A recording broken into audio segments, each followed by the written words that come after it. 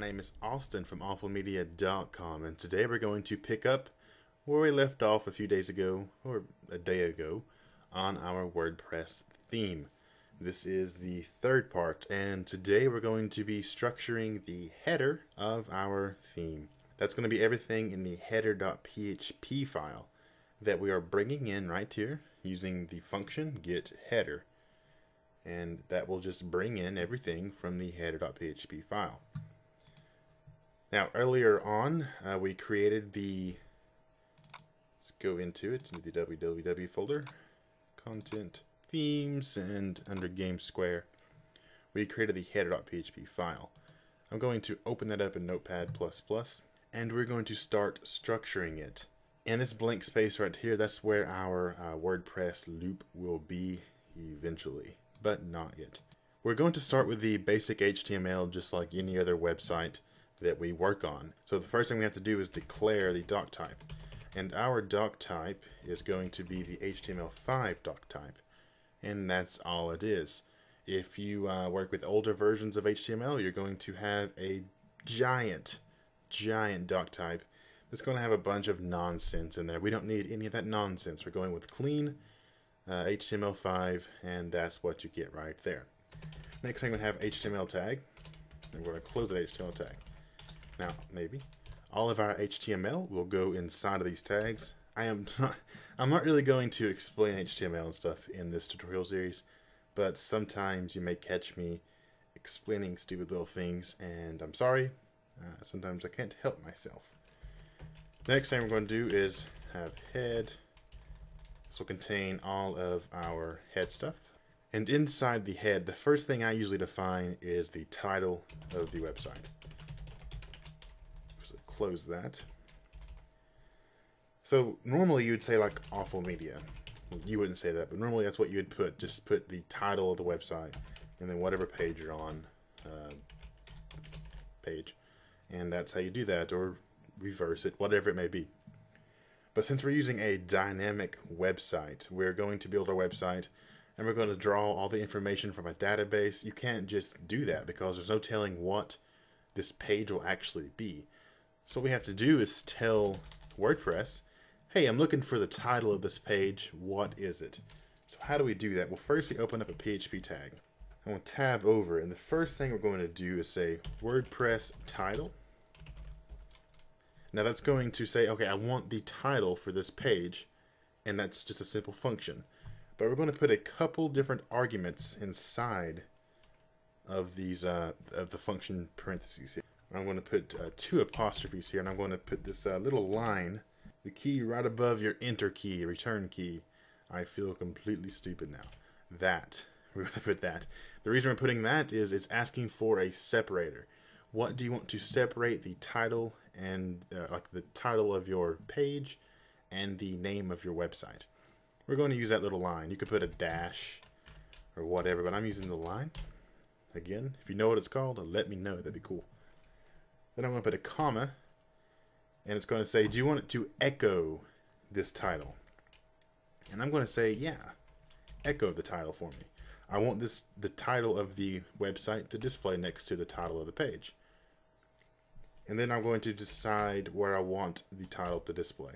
To the right of the separator, not on the left of the separator.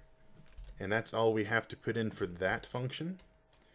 The next function we're going to do is blog info.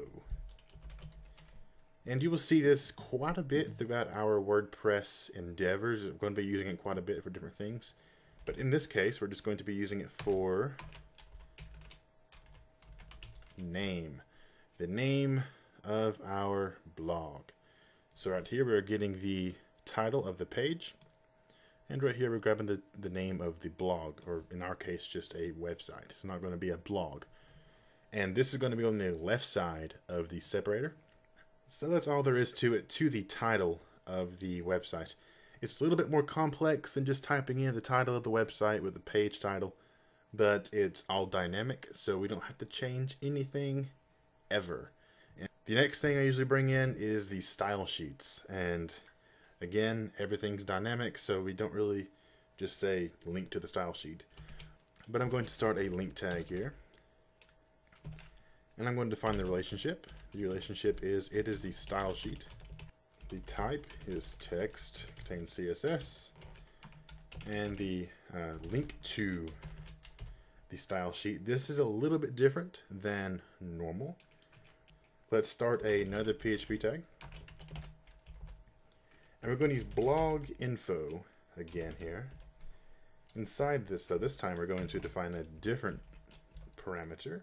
It's going to be template URL. Now that's going to find out where the template is located in WordPress. Now, outside that, we're going to say slash and then style.css. So that will take us directly to the style.css, no matter where it is, as long as it is right inside the directory of our theme. And in our case, it's right there.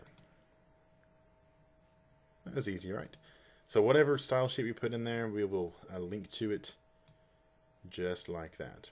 And don't be stupid like me and keep that in the title. It's just a silly mistake I just did there. And below that, we're going to start another PHP tag. Just want to point something out really quick. It is 8:30 in the morning and I have not slept yet. I'm on my 4th cup of coffee. I'm a little jittery, so my typing is kind of not working. And I am surprised I am actually forming sentences at all. So I'm going to go ahead and apologize for the terribleness. Okay. Inside of these PHP tags, we're going to use a hook that's going to grab some head information.